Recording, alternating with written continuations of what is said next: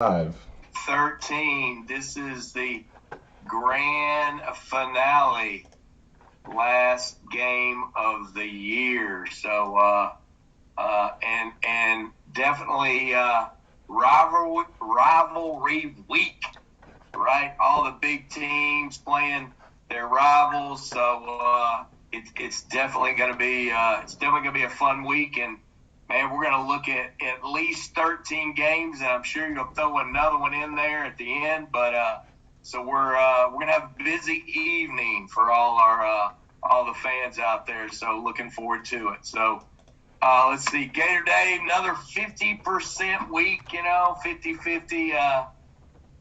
Not didn't tear it up, but better than dropping below that 50% line.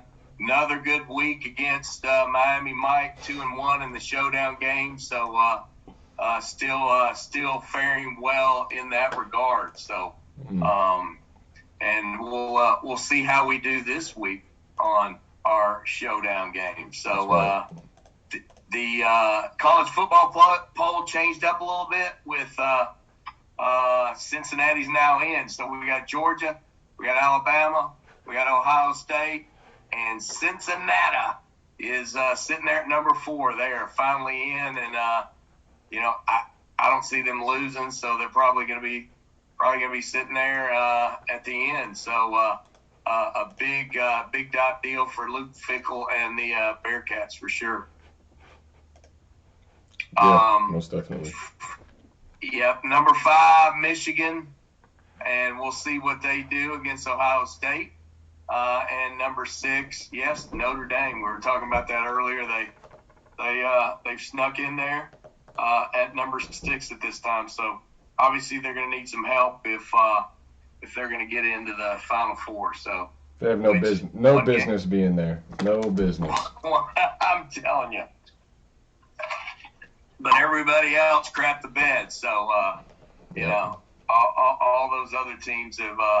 We don't see Pac-12, and we don't see an ACC team in that top 6 because Notre Dame is not an ACC team. They're the mystery school. So that's right, independent. Yes. For now. Getting help from ACC. For now. Right. Yep. All right. So let's rock and roll. We're gonna start this one off with my boys who lost last week to Missouri. So Florida State coming into the Swamp to visit the lowly Gators. And ironically, the Gators have 2 points right now. Started out at 10, like you said, but right now they're favored by 2. So rather interesting. We'll talk more in a minute about that. Seminoles coming in looking for blood. At the beginning of the year, you would have thought, man, I know our buddy Ian was thinking this was going to be his team was going to get slammed, but now he's thinking his team's going to win. Seminoles 5-6 against the spread. They won the last 2 games against Boston College and Miami. Yep. But both games by only a field goal. So close games in both, but they have improved over this year, which the Gators have done totally opposite. Last week, Jordan Travis was 20 of 34 for 251 yards. And Sean Corbin ran for 68. So respectable week against Boston College last week. Gators are coming in 5-6 as well. They're 3-8 against the spread. So that'll kind of tell you the tale right there. Last week we lost to Mizzou by a point. We haven't beat an SEC team since Vanderbilt on October 9th. Horrendous. That long? Yeah, that long. A month and a half. Emory Jones, by the way, is out with an ankle injury. Don't know whether that's good or bad. So AR-15 will be starting the game. You and this Emory We know Jones how hate. his last start went against Georgia. It sucked. So Yeah, it wasn't good. the only hope here is going to be that they can get the running game cranking, because we do have some good backs back there, but not really sure. So obviously we got no Dan Mullen calling plays, which might be a good thing, right? But we're also down 2 position coaches and Mullen, so 3 major players in the whole grand scheme of things. So could be quite interesting. And I don't know if my pick's going to surprise you, but I really don't see how the Gators can pull this thing out. They're at the lowest of the lowest right now. As much as I hate to say it, I think Tallahassee State's going to beat us. Whoa. And, yeah. And you can take the 2 points there, with Florida State and get what you can. Maybe you take it up to 3. I don't know, but I don't see it right now. And unfortunately, I'm going to the game, and I'll have to sit there. I'll be rooting for my Gators, no matter what, like I do every week. But I'm just not feeling it. Interesting. Yeah, I mean, this is obviously a huge game, huge implications, right? Both teams are sitting at 5 wins. Winner gets bowl eligible. They have one more game to play. Loser packs it up for the year. They're done. Yeah, I don't know. I'm with you. I think FSU's been rolling of late. Florida's lost their last 5 to Power 5 opponents, like you said. Mullen is out, though. He made some firings. They didn't really make any significant changes by those firings. Ultimately, y'all went another way. How do you feel about that? Do you think it was time? You think it was time for him to go? Oh, absolutely. I mean, there's just – there's so many things that have failed over the last couple of years. I mean, the recruiting hasn't gotten any better. And like I said last week, where he blew it was not firing those 2 coaches at the end of last year and getting guys that could help him. Had he done that, it would have made all the difference in the world. Had he got a new defensive coordinator, had he got a new offensive line coach, he could have said that were recruiters too, that could have helped him recruiting, because that's bottom line where the issues have been. And I read an article today on 24/7 Sports on the Gator blog, and the guy that wrote it just joined as one of the coordinators or whatever on the moderators. And the dude graduated last year from Florida as a senior, played for Mullen, and graduated as a senior last year. You would not believe he threw it out there today. He talked about the offensive line coach who acts like he's from the 50s. People totally hate him because he's so rude and obnoxious. Right. He talked about how poor the defense was and how the change should have been made. He talked about how basically Mullen shit the bed against LSU last year in the bowl game, and he was not happy leaving there as a senior. So that tells you right there that the players, he lost the players last year, man. See, that's interesting to me, because I saw a whole lot of stuff over the last week or so from current players and former players that said that y'all had made a mistake by letting him go. They seem to have a whole lot of love for Dan Mullen. Yeah, it's a smokescreen. I mean, it's not good. I mean, it's just not good. Too many poor decisions.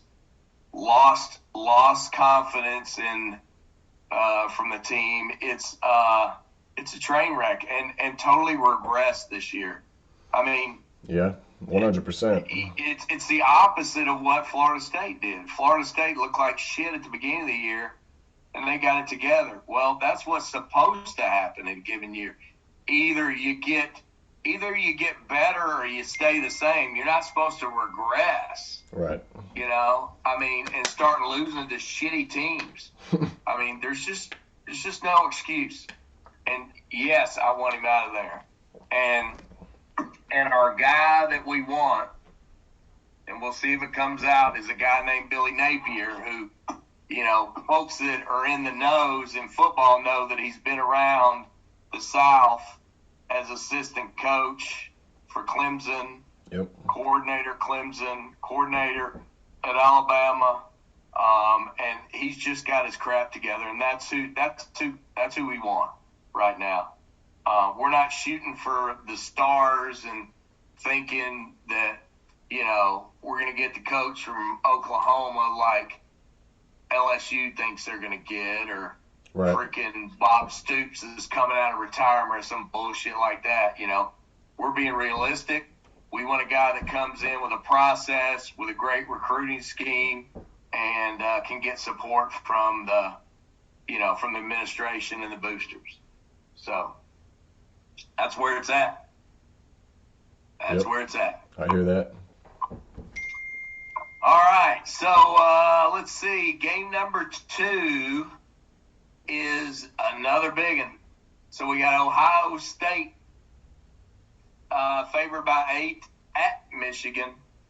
I'm going to call this one a lock game, as I did last week, and you didn't believe me.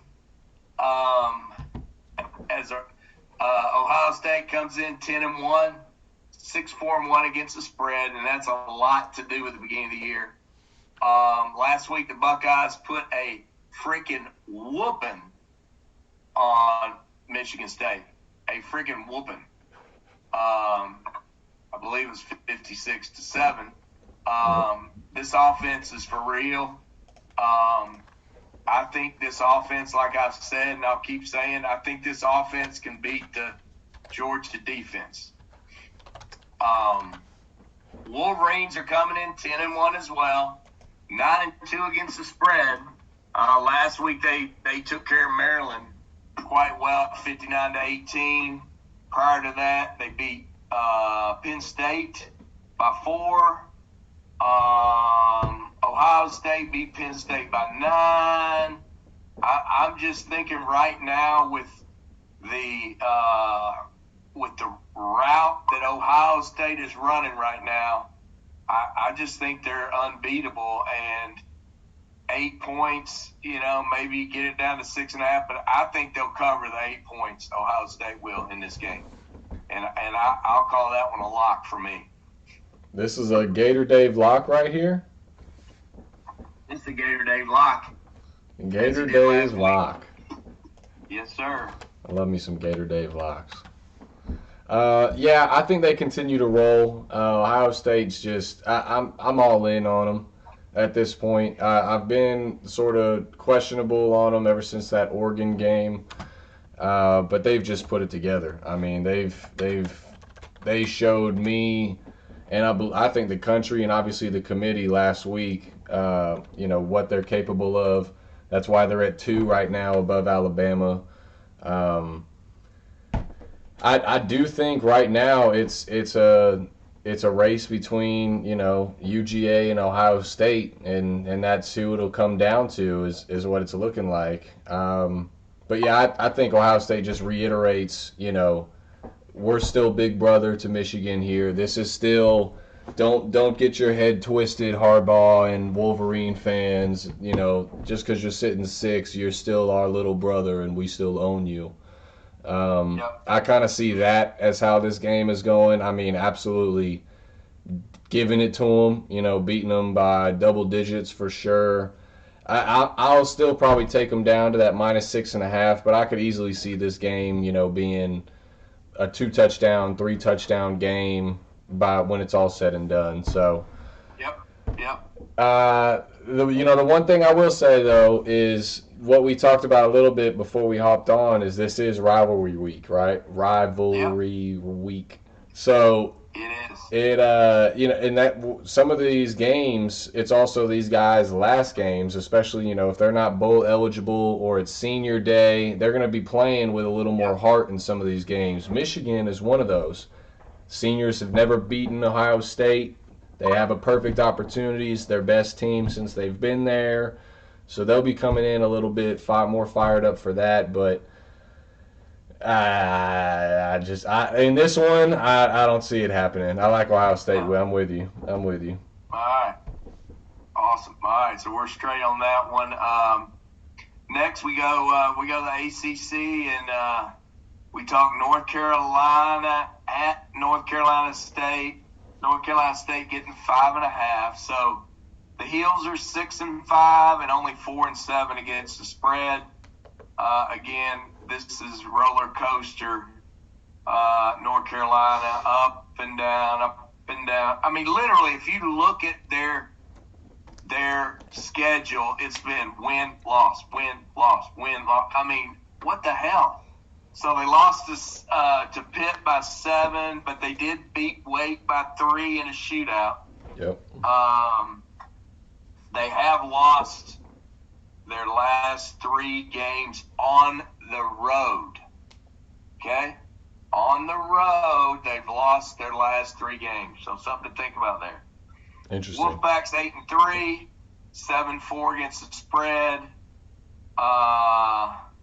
They did lose to Wake, and North Carolina beat Wake, but North Carolina's a roller coaster. North Carolina State has not lost a home game all year. This one is North Carolina State cover those 5.5 points. All right. I think, I don't know, this one's tough for me. I mean, UNC's won the last 2 in this series. This is the best NC State defense they've had in a very long time. Number 1 in the ACC still, week 13, they still hold that, over defenses like Clemson and stout Miami and Pittsburgh and things like that. It's still impressive, whether it's a down ACC year or not. But UNC, I mean, has had a very, very down year, like you said. They've won 1, lost 1, won 1, lost 1. They're sitting at 6-5. This was supposed to be a playoff team. This was supposed to be between them and Clemson coming out of the ACC. I mean, obviously, look at both of them and where they are. We'll talk about Clemson in a minute, but I think I'm with you. This is one that I'm torn on. I don't know if NC State gets the cover. I think NC State wins. I think they get it done at home. I love the seniors at NC State that they have in that core on defense and offense. Leary at quarterback. I think NC State gets it done. I will jump on the game, I believe, with you as well on the spread. It makes me more nervous. I think that's one more that you maybe look at like a parlays option and just get NC State at the money line kind of deal. Because North Carolina is getting Sam Howell back. They didn't have him last week, so that played a factor in that game. It was a little slower pace for them. They were getting a little more, those new guys acclimated a little better. So Howell should be back for this game against NC State. They're going to want to end on a high note. They're obviously only have the 6 wins. So, and at the end of the day, like we were talking about Ohio State, Michigan just a second ago, right? It's that big brother, little brother. North Carolina's big brother to NC State. Do they want to let that reins go? NC State's going to be hungry for that, so that's something to think about. I think I'm with you on NC State. Okay. All right. Next up, we go to SEC ACC matchup and Kentucky versus Louisville. Louisville getting 2.5. Yeah. Kentucky is 8-3, 7-4 against the spread. Kentucky's not beaten a good team since LSU in early October. Losses against UGA, Mississippi State, Tennessee, and they don't play well on the road. So, now the Cardinals, 6-5, 6-5 against the spread. They've won 3 of their last 5 games, and those 3 games were powerhouses of Syracuse, Boston College, and Duke. So that was their 3 games in the last 5. So right. I feel quite sure that this one's going to be a head-to-head because I'm going with the SEC and say, get those 2.5 points and take the Cats, baby. Yeah. I mean, I think this is going to be a little bit of a head-to-head, maybe. No, I think I'm with you. If anything, I think I'm looking at maybe like the under in this game. I do like Louisville. I like that coach there. We've talked about, Louisville a couple times throughout the year here. Malik Cunningham, their quarterback. I like the kid. I think he's got talent. He reminds me a lot of De'Aaron King and kind of like a knockoff Lamar or even like a Marcus Vick back in Vitek days. But I just don't think they have the skill players they did last year. They lost a lot of good guys on that offense, like Tutu Atwell. They're still 6-5. I mean, yeah. In the ACC, who doesn't have a team in the playoff? This is true. This is true. But I think Kentucky. I do like their defense. Mark Stoops has them playing. Like you said a little bit ago, apparently Mark Stoops is one of the leading candidates for the LSU job. Does that cause any sort of distraction among the guys, thinking that now their head coach is leaving them? Everything he's now telling them, they're like, well, screw what you say. We don't even know if we can trust you anymore. So why are we going to play? We'll see. We saw, I think, that happen last week to Oregon, who again we'll talk about in a minute, but. I think that same sort of thing may play a factor here with a couple of these schools. We'll see if Kentucky might be one of them. But I think if I had to go aside here, I'd actually probably be with you here on Kentucky, Dave. But I'll probably stay away from it. Yeah. That one's a tough one, but I'm going to stick with SEC on that one. All right, that's fair. Let's go to the big game.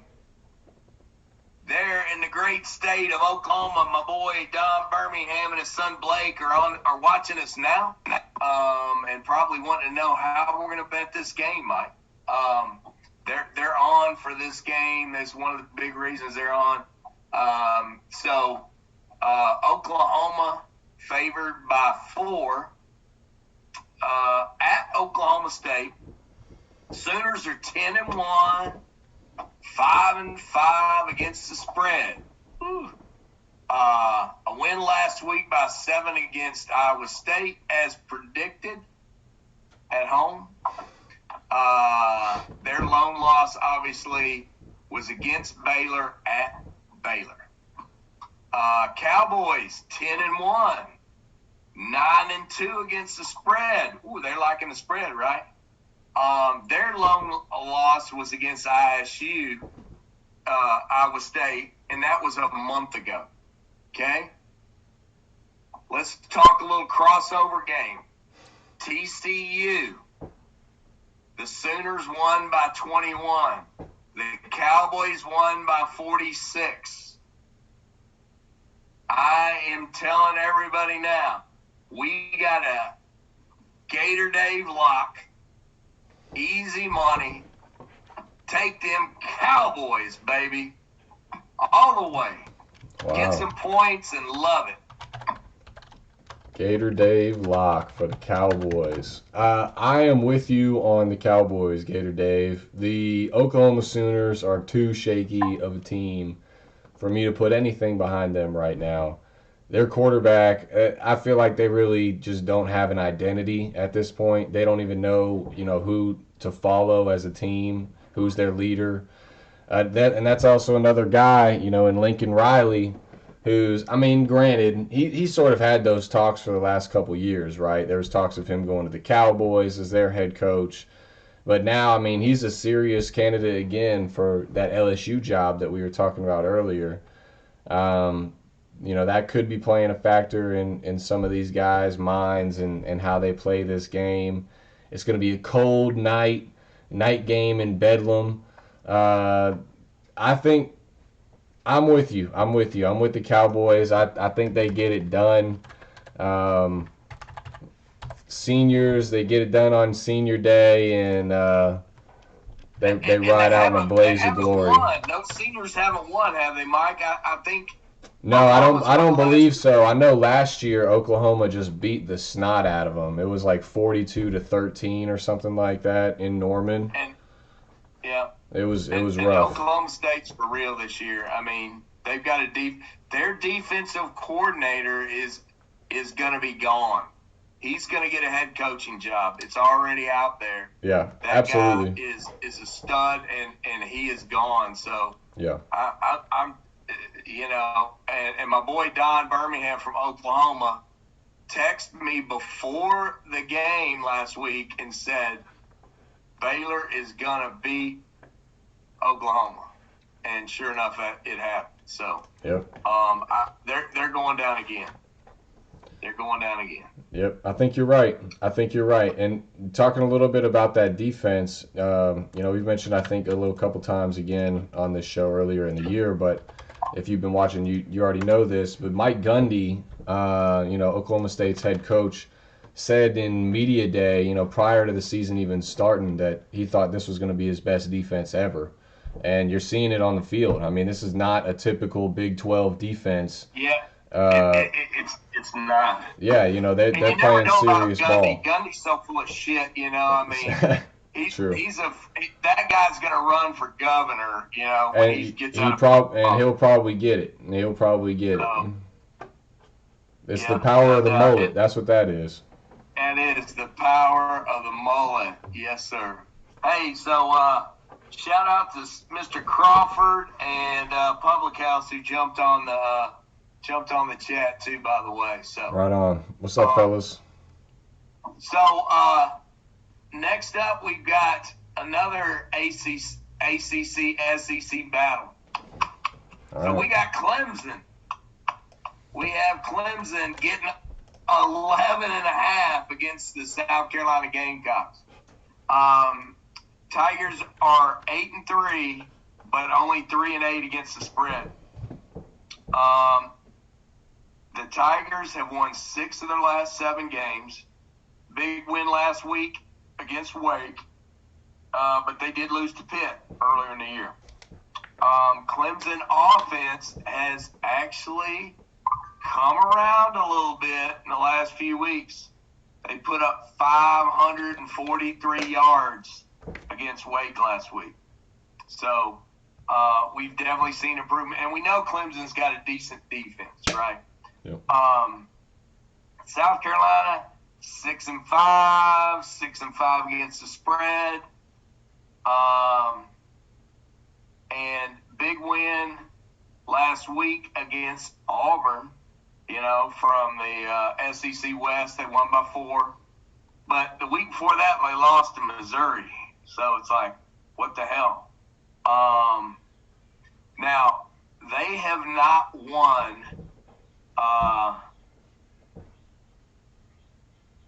they haven't won.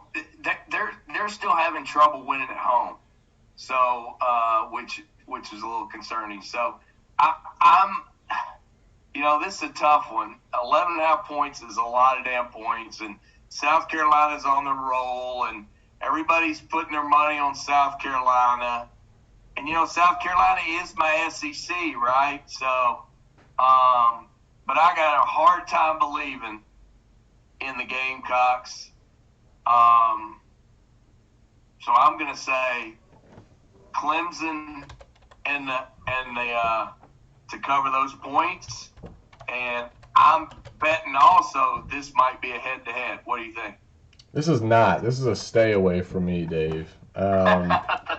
I think I'd have to be if I'm taking a side though. I'm probably on Clemson. They've gotten it clicking. Their defense has been solid all year long. Now the offense is finally starting to roll. I think this is a game. I mean, I think they take it right now. They're taking it week by week in that locker room. Yeah. So right now there's 0-0, 1-0 mentality is how they're going into this game. They're not gonna let South Carolina, think that they can beat them all of a sudden. I mean, Dabo owns South Carolina since he's been at Clemson. Yeah. He knows how big of a rivalry game that is for that state and recruiting wise in that area. So I like Clemson here as well, but for me, I'm just going to stay away from it. I'm just going to stay away. It's a tough one. It's a tough but I could easily see Clemson handling them pretty well. So yeah, I was concerned that 3 games ago that they freaking couldn't score more than they couldn't score 20 damn points. Right. But now we've seen they're getting the shit together. They're getting a bit of a running game going. So it could very well go that way. So all right, let's move on then to some exciting games that you've thrown out there. We got Army, but you love that Army team. I do. We got Army against Liberty, and Hugh pick them up on the corner, freeze at Liberty getting 3.5 points. Jeez, Dave. Okay. Army 7-3, 5-5 against the spread. The Right. Black Knights have won their last 3 games. But I want you to hear who they've won their last 3 games against. Tell me. The powerhouses of Bucknell, UMass. They did beat Air Force, but Air Force ain't what they played out to be this year. So that's their last 3 games. They have won. Now, they did have one of the most exciting games of the year against Wake in that shootout of 70-56, but that was a while ago. Liberty 7-4, 6-5 against the spread. Now, they've actually lost their last 2 games, but they played real teams. They played Louisville and they played Ole Miss, because we're talking Liberty here. Crossover game. UMass. Army won 33-17. Liberty won 62-17. Take Liberty. Cover those points. Easy money. You're crazy. You're crazy, Dave. Yes, I do love me some Black Knights. Army. We got a head-to-head. We do have a head-to-head, Dave. Army is going to get it done yet again for me. This team is as disciplined as they come. Jeff Monken, the old Georgia Southern head coach, is going to have them ready to roll. I think that this is a game that, like we were talking about earlier with the coaches and the distractions of the talk, Hugh Freeze is getting some talk as, he might get a job potentially down the road there at Virginia Tech. Stripper bar or what? That's right. Hey, Virginia Tech is desperate in the ACC. They'd love to have a Hugh Freeze, I'm sure. So there's talk there. Also, like you said, Liberty has played some decent teams the last couple of weeks. They played Louisville. They played Ole Miss. For that reason, I think they obviously scheduled them with the hopes that they were going to compete and kind of be in a position at the end of the year to make something happen as a non-power 5. But it hasn't gone that way. They're sitting at 7-3, I believe. Or 8-3 maybe. 7-4. 7-4. Okay. So yeah, I just don't think that this Liberty team is the same as they were last year. They're not really playing for that undefeated season that they had going for them. Right. I think Army jumps on them. I think it forces Liberty to play a little bit of catch-up ball, and at that point, it's a matter of who wants it more. And if you're putting heart on the line and Army's in the game and that's what it comes down to, I'm running with Army. So yeah, I like it. This is head-to-head. You know where we're going on this one, Public House. I do. Right. I do like it. I do like it. All right. Awesome. You know where we're going with right. this one, Public House. Wow. All right, Dave. Fair. Next game. Fair. Next game. We could have another head-to-head here, but this is another call-out for my boys in Oklahoma. My boy, one of Public House's young friends in the old days when we lived in Oklahoma, Mr. Blake Birmingham, and his North Texas Mean Green is playing UTSA. All right, UTSA favored by 10.5 points.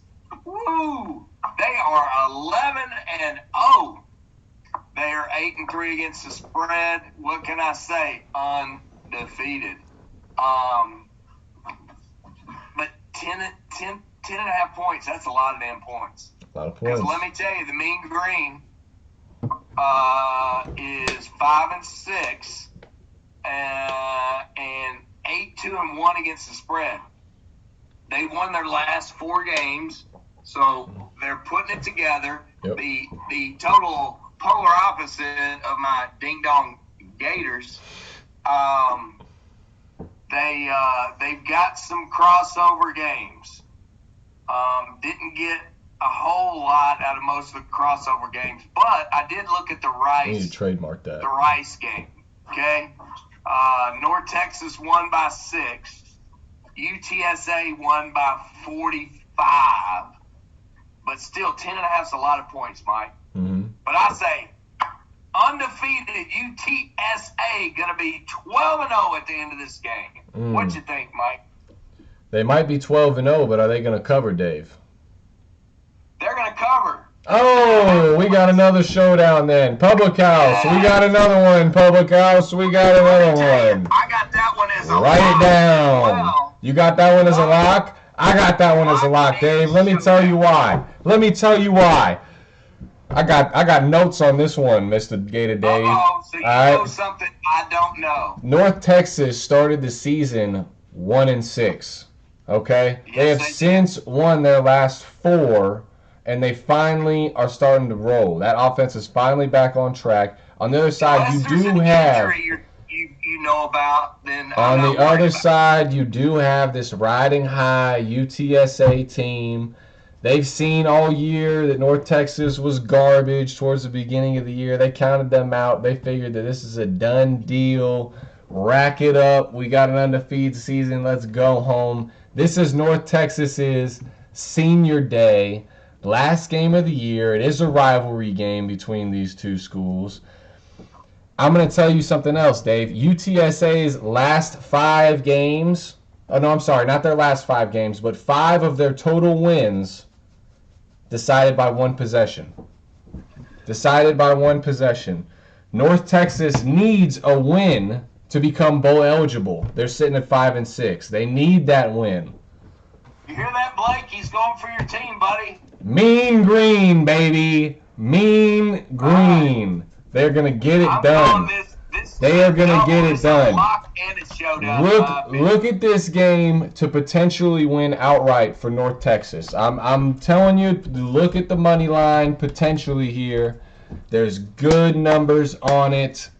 Mean Green. Public House. This is another one, buddy. Public House. Write it down, buddy. We got it. We got another one. That one is going to be a victory. Look at the stats. I don't lose all of them. I get at least one of those showdowns. This is it. I'm telling you, North Texas. This is your one. That's right. That's right. The Mean Green. We'll see. The Mean Green will not let me down. All right. We shall see. What time's that game, man? I might have to watch that thing. I'm gonna have to. I'll look it up. I'll get you the details. All right. So next game, another big rivalry game. Out there on the left coast, Oregon State versus Oregon. Oregon State versus Oregon. Oregon, who just got dumped out of the top 4, they are favored by 7 points. Yep. The Beavs are 7-4, 7 against the spread. 7-4 against the spread. Last 4 games, they're 2-2. Wins over Arizona State and Stanford.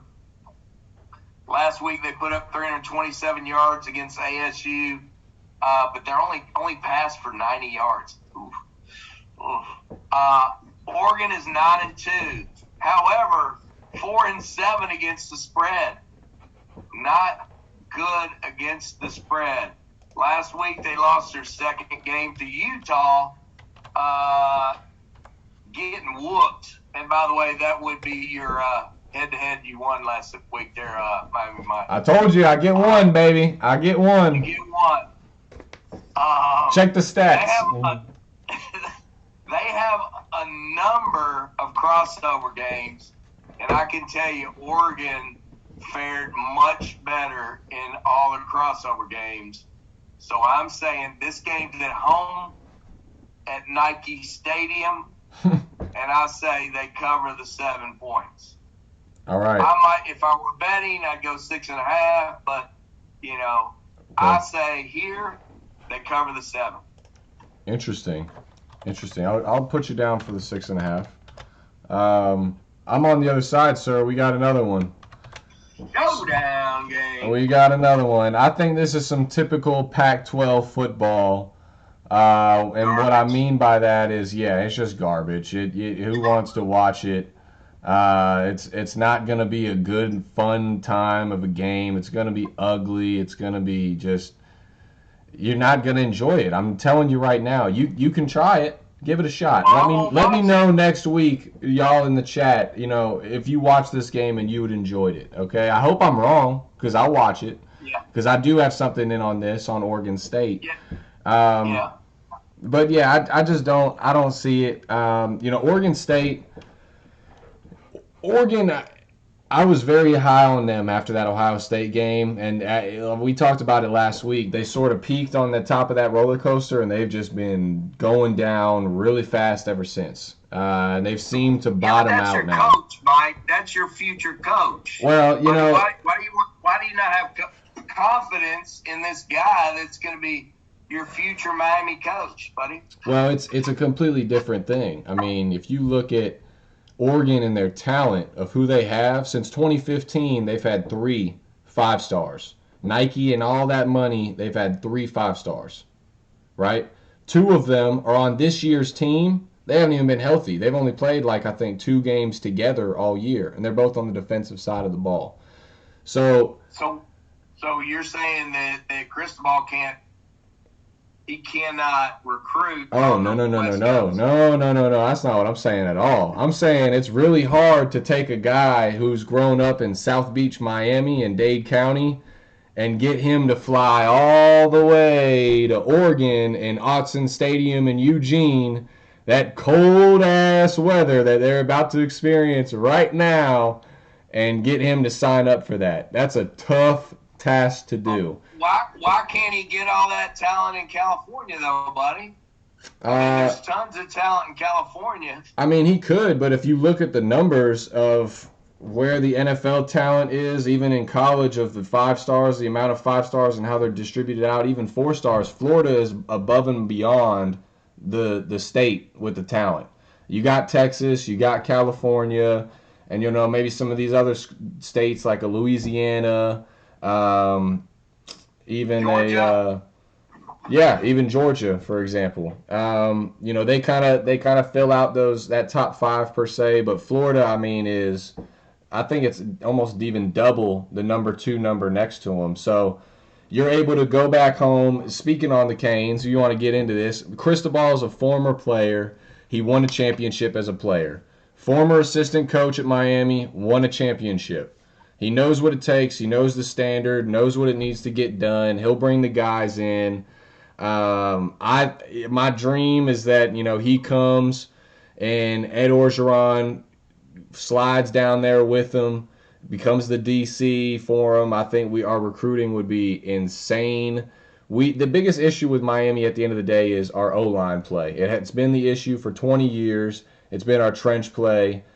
You get one of the best O-line minded guys in the entire league, let alone even NFL. I mean, he's a great O-line mind. You get him as your guy, get the recruiting, get the hogs in there that we've been missing for so long. I think that is why he's the right guy. And like we said earlier, we both off of the lane train. The lane train has come and gone, and that's fine. Is freaking back in the station. Send it. Yeah, any school in Florida. Absolutely not. We don't need him.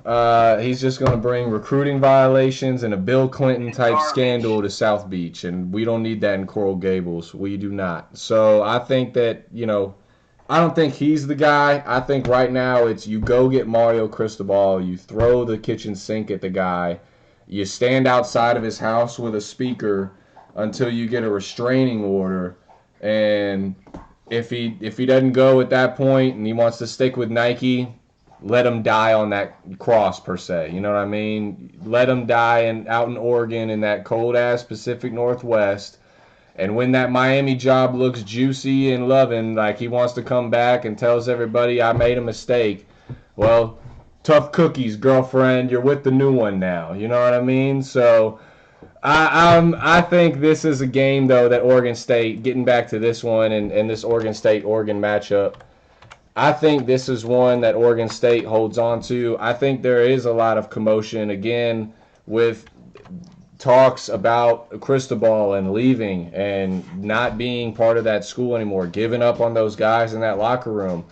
That loss last week did not help that. I mean, they got absolutely destroyed against that Utah team. They got severely exposed. It reminded me a lot of the Miami Notre Dame game, I think back in like 2017 when we just absolutely hosed them. They were a top 5 team and we just handled them. It reminded me a lot of that. Nothing went Oregon's way. They did not have any fight. They didn't look like they wanted to be there after, Utah went up how they did. They gave it to them. I think this is going to be something similar. I think this is one where Oregon State, these guys are coming in trying to play spoiler. The winner of this game wins the berth into the Pac-12 championship for their side of the division. So there is still something on the line here for Oregon State as well. It's not like they've had a terrible year either. It's not great. It's Oregon State standard, basically. Let's be honest. But they have a shot at playing in the championship. They're one of those up and downers. Hell, last year they sucked, if I'm not mistaken, and they made great improvements this year and surprised a lot of folks. So yeah. But again, this will be one I'll sleep right through for sure. Yeah, I think this one is. This one, I think Oregon State has a chance to win outright in and kind of sneak by them. Because, again, after that loss last week, you get punched in the mouth. Do you get back up or do you kind of run back home and go, I got, put some ice on it? We'll see that leader, how that mighty leader does with that team. So we'll see there, Mikey. All right. We'll see. That's a good little showdown for us, so regardless. Absolutely. All right, let's hit the next one. The Iron Bowl in Alabama. We got the Alabama Crimson Tide getting 19 on the Auburn Tigers. Tide is 10-1, but ironically, they're only 5-5 against the spread. Their lone loss against Texas A&M back on October 9th. Since that time, they won 5 in a row. Last week, they did get a fight out of Arkansas there, which, again, my boy Mr. Birmingham, his daughter graduated from Arkansas, and they gave him a fight. They only won by 7. Auburn, however, 6-5, 5-6 against the spread. War Eagle has lost their last 3 games to Texas A&M, Mississippi State, and South Carolina. Auburn is, our boy Bo got hurt, a couple games ago, so we're starting our backup, that Finley kid that came out of Louisiana, not playing that great. He has played Bama before when he played for LSU, He got his ass kicked. I think Bama is. I think they're going to make a statement in the flats, and they're going to cover 19 against Auburn in the Iron Bowl. What you think, Mike? Yep, I'm with you, sir. I think Alabama handles them pretty well. Like you brought up, Bo Nix is not going to be there. He is out for the year. So Finley is getting his second start in a row. Going off of that Auburn-South Carolina game last week, was that performance because they were looking ahead to this Alabama team? Has Alabama been that game that they circled? Bo Nix certainly made it sound that way earlier in the year, that was the game that they were sort of looking forward to all year. That may have played a factor, last week in that South Carolina loss. I just don't see it happening. Even at home for Auburn, this Alabama team, especially now, being ranked at 3 in the playoff committee, that's going to wake them up, I think. That's Billboard propaganda committee for the coaches right there all week long. They got that posterized everywhere they go in that locker room, in the weight room, everywhere for practice, how they're 3rd and they, behind Ohio State, who's got that loss in ahead of them still. That really hurts Alabama too, because when you go into that SEC championship, if you're sitting at 3rd and not 2nd, and you lose to Georgia and you got 2 losses now, that's pretty tough to justify them at 4 over a team like a Michigan. Michigan would get in if they beat Ohio State. Michigan's going to lose. Where it goes next. But it'd be Notre Dame.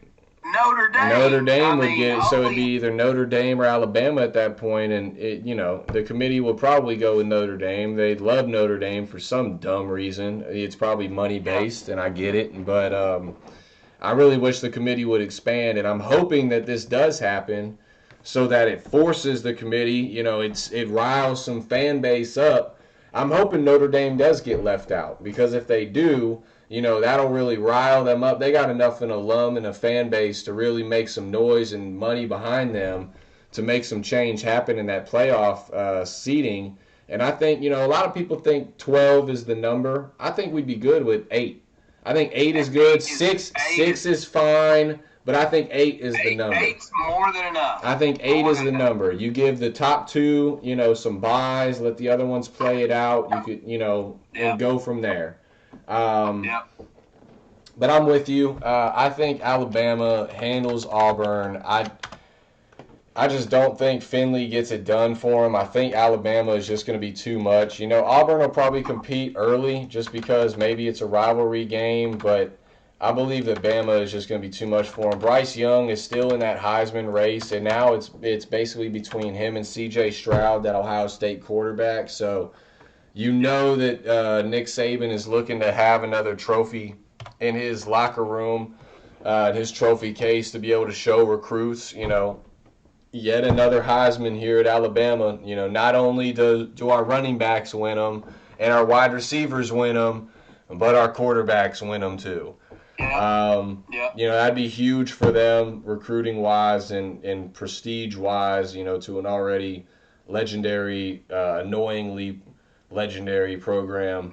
But yeah, I'm with you. Alabama. I think they're going to roll. Mark. Well, let's see. We got about 3 games left. Let's see. We're going to go back to your ACC. That conference is having trouble getting in. Let's see. Put some respect on our name, Dave. Versus Virginia. Virginia getting 7 here. Yep. Hokies are 5-6, 4-7 against the spread. They've lost 3 of their last 5 games. They've had the wins against Duke and Georgia Tech. Ooh. They dumped their coach. They lost to Miami by 12. I'm not feeling them, but Virginia not just tearing up either. 6-5. However, they are 7-4 against the spread.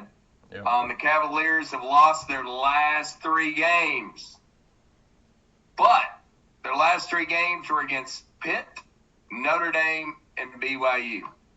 Earlier in the year, however, they did beat Louisville and Miami. This is a tough one. I think the Hokies are a hot mess right now. They had their chance to win one for their staff after the coach got fired. It's a train wreck like the Gators right now. And I say they're at Virginia. I say Virginia covers them 7, and that's a Gator Dave lock. Yep, I'm with you on that one, Gator Dave. This Virginia offense is legit, man. They are the real deal. Their defense has been suspect this year. That's no question. But with Brennan Armstrong, that quarterback for the Cavs, I mean, he is the real deal. He will go and play pro on Sundays for somebody. He might not start, but I could see him definitely as a solid, Matt Castle type backup for some team before he gets an opportunity. Or a Matt Schaub kind of deal. That's who he reminds me of. He can absolutely sling it. He's been battling a rib injury. He had a rib injury against that BYU game for the last couple of weeks. He missed a game. But he's going to be back for this Tech game. He played last week. This is a game like we were talking about earlier. It's a senior day situation. This is big brother, little brother. Virginia Tech, is typically the big brother to Virginia. They get all the hype. They get all the recruits. They get all the love. Virginia's kind of, more of an academic type, back in the wind. They do what they do, and they kind of keep their mouth shut. Virginia Tech's more in the face. The thing that also plays to a side here, though, for the Virginia Tech side is Virginia Tech needs one win, again, to be bowl eligible. Like you said, the head coach is no longer there. So how driven are these guys to really continue this season? I don't think they're very motivated. I watched them play last week against Miami. They gave up more fight than I thought they were going to be honest. I saw that as definitely a backdoor cover for Tech, and I think some people would have gotten that. I think they ended up doing covering, but I'm not sure. I have to double check, but I think they did cover I think it was 8. I just don't think they have enough for that Virginia offense. I thought the spread was like 10 or 11, wasn't it? Yeah, I'm not sure. I have to go back and look. It was double digits. I have to go back and look. Yeah. But I believe Virginia Tech covered. But this is a game that I think Virginia makes a statement. I love their coach. He's the old BYU guy. Or no, not BYU. I'm sorry, Boise, I believe. He came from Boise before the guy that went over to Auburn. Yes. No, he is BYU. Yeah. I'm confused. It is BYU. It is BYU. It is the old BYU coach. So I do like him. I think he's going to have his guys ready to rock and roll. That's the Taysom Hill era coach for y'all.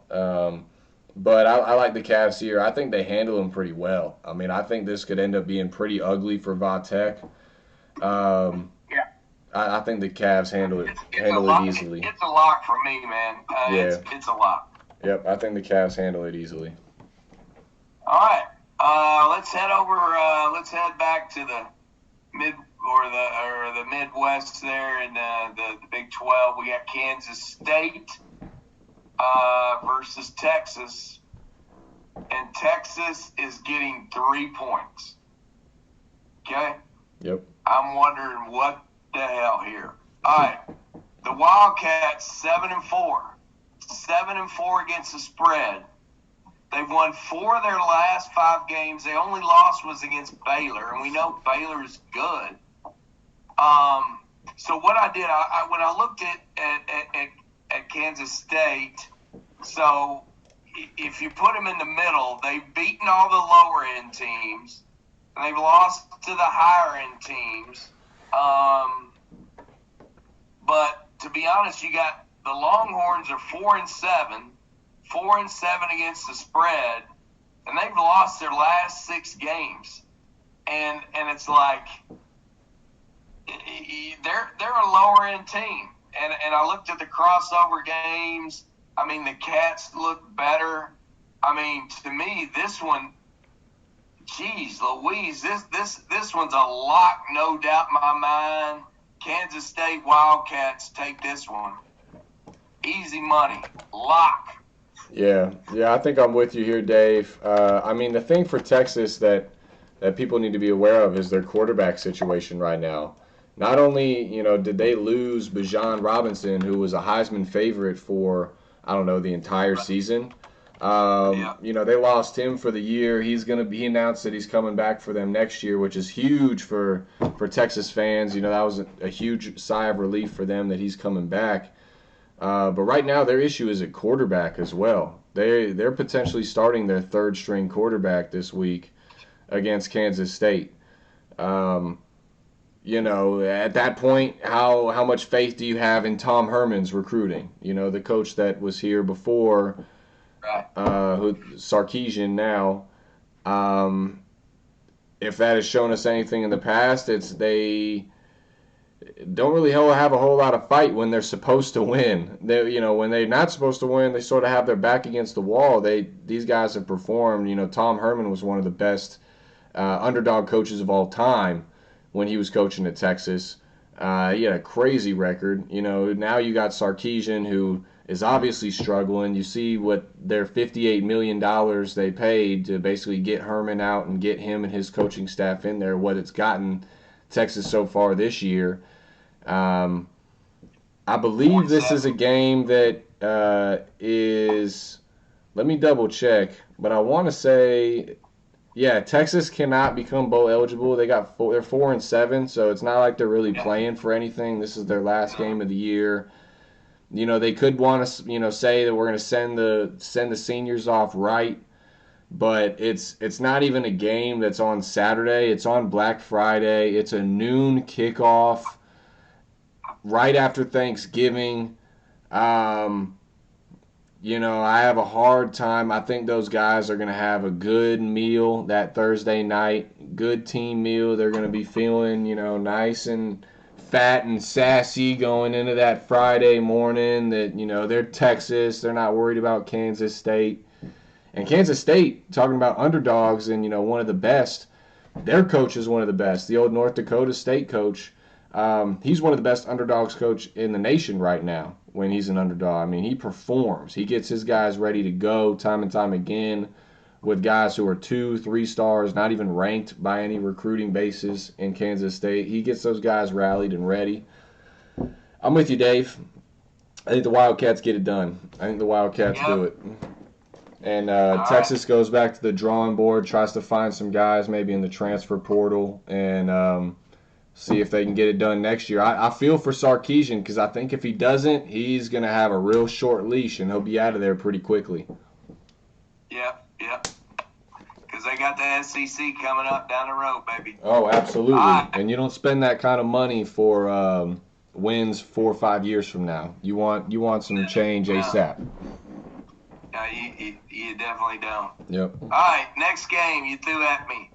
Coastal Carolina getting 15 versus South Alabama. Yes, sur. All right, Coastal Carolina is 9-2, 5-5-1 against the spread. They won 3 of the last 5 games. They did have a significant loss to me against Georgia State a couple of weeks ago at home, which kind of puts a blemish on them. South Alabama's 5-6, 4-7 against the spread. Obviously, Coastal Carolina should win the game. They have lost. South Alabama's lost 4 of the last 5 games. I looked at crossover games.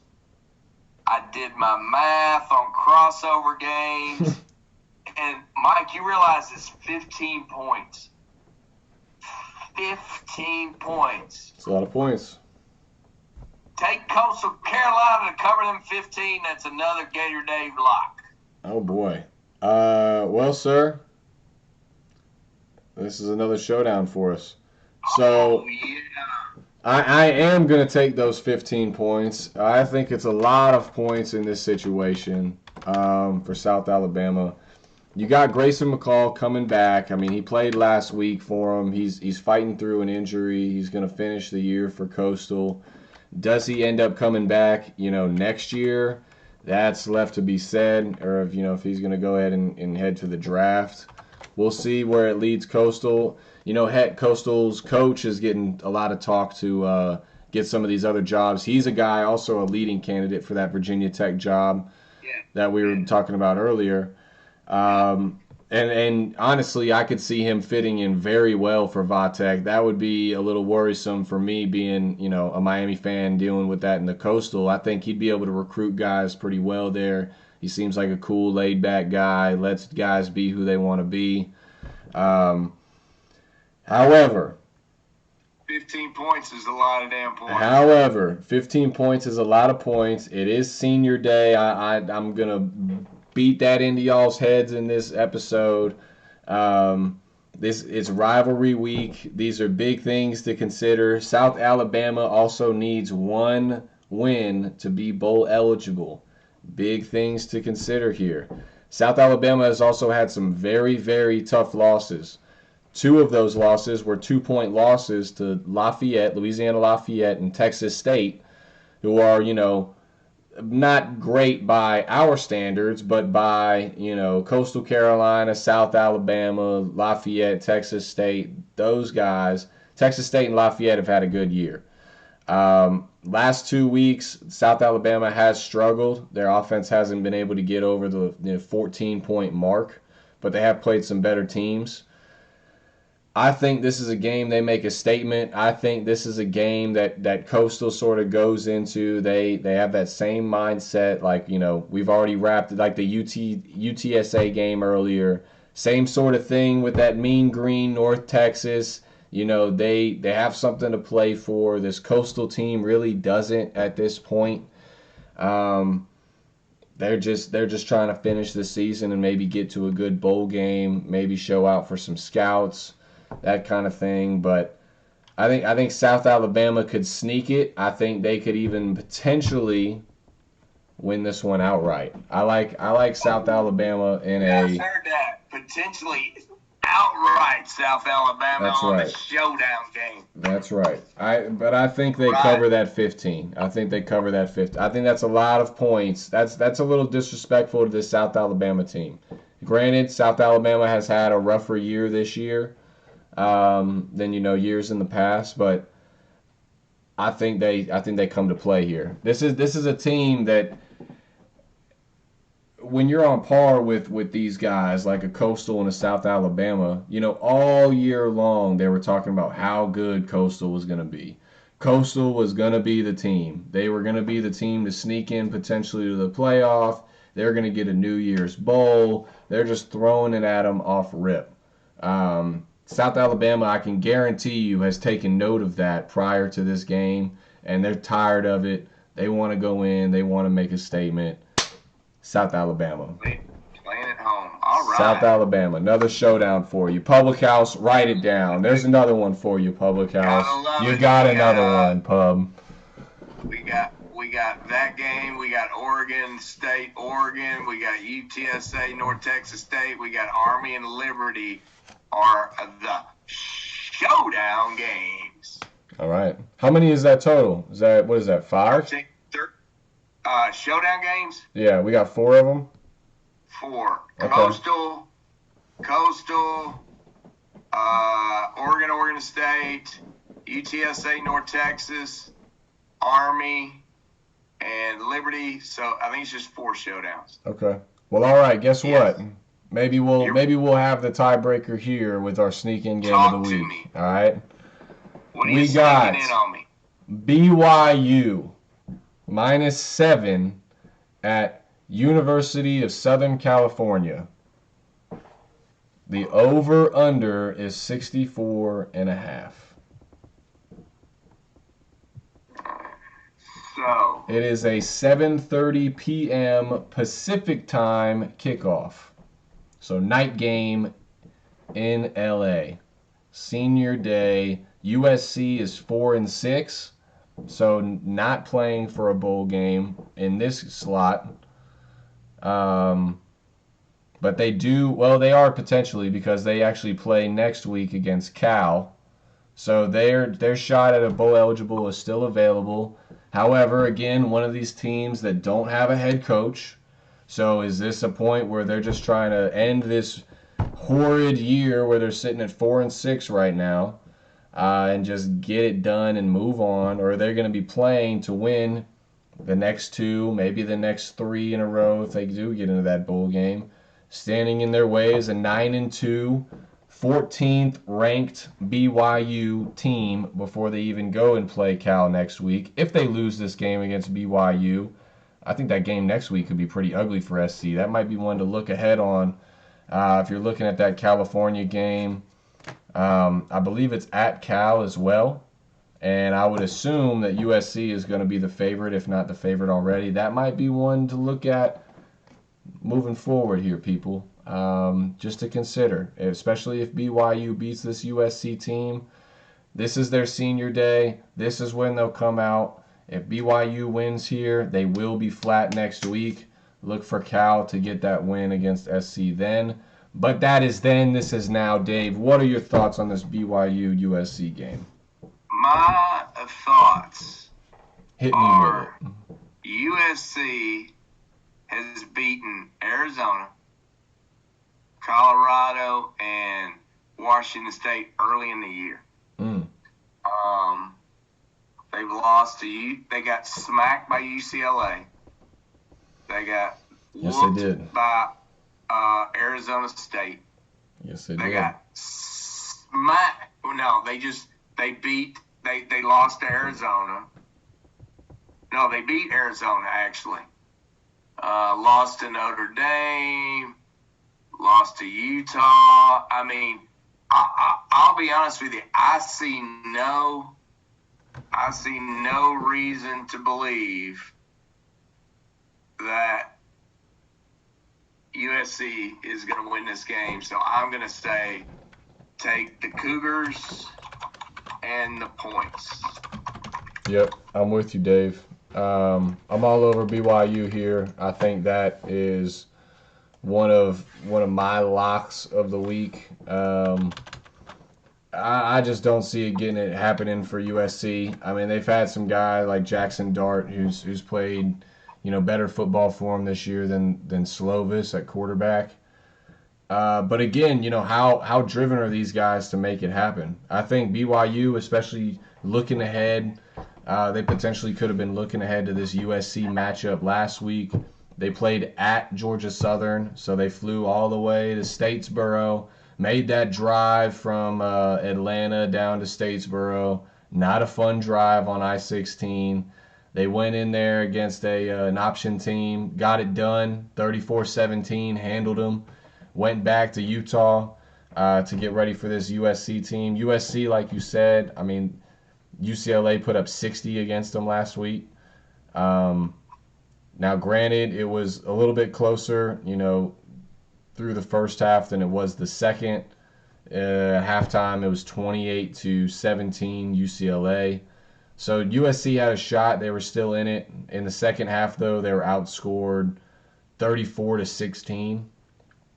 So a little consistent with the first half as well. I don't see it happening. I think BYU. I love BYU's coach they got right now. I think he gets his guys ready to go. They're no nonsense. They come ready to play. I think this is a game too that they're all looking forward to the fact that it's USC's senior day and they're going to go in there and spoil USC's senior day, spoil USC's shot at a bowl game. That's something that they can kind of hang their hat on as a program that they knocked off a heavy hitting Pac-12 team like that and kind of stuck them in their place. Get a little more respect for BYU. So I'm with you. I think BYU gets it done pretty easily. Yep, totally agree. Yep. All right, we'll agree on that one. We do. No showdown there, so we'll have to figure out a tiebreaker another way if it comes to it. All right. So lots of games. That's 14 that that we picked today. So a little bit more than normal, but we're kind of wrapping things up in terms of the regular season. So hopefully the folks out there got some good information from us and can make some good picks. And you're saying that some of these games, at least one of these games, is on Friday. Yeah, so we can run through the schedule really quickly on a couple of them. I know that. Let's see. There's none of these are tomorrow. Right. We are looking at some of those NFL games for tomorrow. We may even try to do the NFL show tonight if I can get Steel City or Pub to hop on with. We may run that. See if we can't squeeze that in. Because it is Thanksgiving tomorrow, and there are games this week starting tomorrow. There's some good games and matches ups tomorrow that I think have some serious potential for some underdog upsets too. So you're not going to want to miss that NFL show. I'll get with these guys and see what they want to do, whether we want to run it tonight or maybe even early tomorrow morning. So we can get that up there for you guys. And then you have the Ole Miss Mississippi State Egg Bowl tomorrow. We can talk on that if you'd like a little bit. But the next games we're looking at, the Coastal Carolina game in South Alabama, that is a Friday game. That's at 3:30. The North Carolina State game, that's a Friday game. That's actually at 7 o'clock p.m. Eastern. We got Kansas State, Texas. That's a Friday game. That's a noon kickoff there. I think that's all of them prior to Saturday that we had on our board. So we got 3 on Friday. We got North Carolina, we got Coastal Carolina, and you said, what was the other one? And Kansas State, Texas. And then the rest of them will all be on Saturday. All right, because that means we got to get our bets in tomorrow before, at least on these games that are happening on Friday. All right, or at least by Friday morning. Yeah, if you're playing any of these games or looking at playing anything anyway, I'd look at getting it in, earlier than later for sure. If you're Friday morning at least window. on these 3 Friday games. Yeah, so you don't miss that window. But again, if you're doing any of that sort of thing, do it responsibly. Obviously, if you have a problem, reach out to that gambler's hotline. We can post it even in the bio for you, but make sure to keep it under control. It's all fun and games until you get knocks on your door from people. So I'm telling do it right, do it legal, all that kind of good stuff. That's There's right. plenty of ways to do it legally. Don't necessarily take our picks like they're locks. We do call them locks, but we don't know we know just as much as you do at the end of the day. So hey, it's all fun and games is what we're doing this for, nothing otherwise. That's right. So take it for a grain of salt. That's why they're free. That's why they're free. But absolutely. Anything you want to run through, Dave? Any thoughts on that Mississippi State Ole Miss game tomorrow, or anything else you want to mention? I don't even want to fool with that one. It's too close, too much garbage. I wouldn't touch that one. I'd hate to even speculate on that one. Even throwing it out there for fun. That's how I was with it. I could see it going so many different ways. I'm just not gonna. I'm gonna stay away from it. I'm gonna focus on NFL for tomorrow, I think. There you go. Yeah. Well, it's a good show tonight. Appreciate everybody viewing. Hopefully, folks are gonna get to watch this tomorrow and Friday, and make some decisions if you want to on these games, and we definitely look forward to it. And Saturday at noon, Gator Dave's going to be sitting there in the swamp rooting on his team against them Seminoles, and just praying to God AR-15 can make it happen. So I hear that. Yeah, it'll be good. It'll be good. I think it's going to be a good week coming up. Obviously, good luck to you and to Ian and my lovely sisters who are Florida State alumni, unfortunately. I think that'll be a good game, regardless who wins. I think it'll be a really good game in that. Yeah, it should be And for sure. as always, my squad, Miami, we play the heavily touted and juggernaut program, the Duke Blue Devils in Durham, North Carolina on Saturday. The best team in the ACC, right? That's right. And a side note on that, real quick, Dave. If you're out there and you're considering some of these underdogs this week on Senior Day, look to Duke. Look to Duke. I think they may be the nail in old Manny's coffin this week. Whether they win or not. Sorry. Whether they win or not. You're stuck with Manny for another year, buddy. No. Don't you wish that evil on me, Ricky Bobby. Don't you do that. With him another year, Don't you do that, brother. No, it's not going to happen. We're going to bring in a new AD who's ready to throw some money. Honestly, if we don't get Mario, I don't think I would be upset with Manny getting one more shot, to be honest. At least to see, then you could see if there's another coach that could, rise to the top and fit your bill, right? Because even if we don't get Mario, this year, we could probably get him next year. I mean, if he does another game like last week, where he's not living up to these expectations that Oregon has set now, he might be out on his own where they don't have to pay his buyout, and now it works out, boom, boom, bap. We'll see. The no lane train is for sure on both our teams. So. I do. Anytime a coach comes out and says, and there's something leaked from his personal crew that he if the job opened up, that's where he wants to go. That's usually a sign that organization should not go with that guy. Yeah. It's usually the case. It doesn't work out very well usually when the guy wants to be there and comes out and says he wants to be there while still playing at another school, and it working out well. It sounds like he just wants to get back to his house in Boca and get back to the beach life and all that comes with it. Baby. That's right. And don't recruit is the last thing we need in Miami right now. We need discipline. We don't need party and swag and attitude and chains. We don't need that shit anymore. We need discipline and we need hard work and people that hurt when they lose, not that go and party afterward. So we'll see what happens. We'll see what happens. We shall see. All right, Mike. Well, hey, you have a wonderful Thanksgiving tomorrow.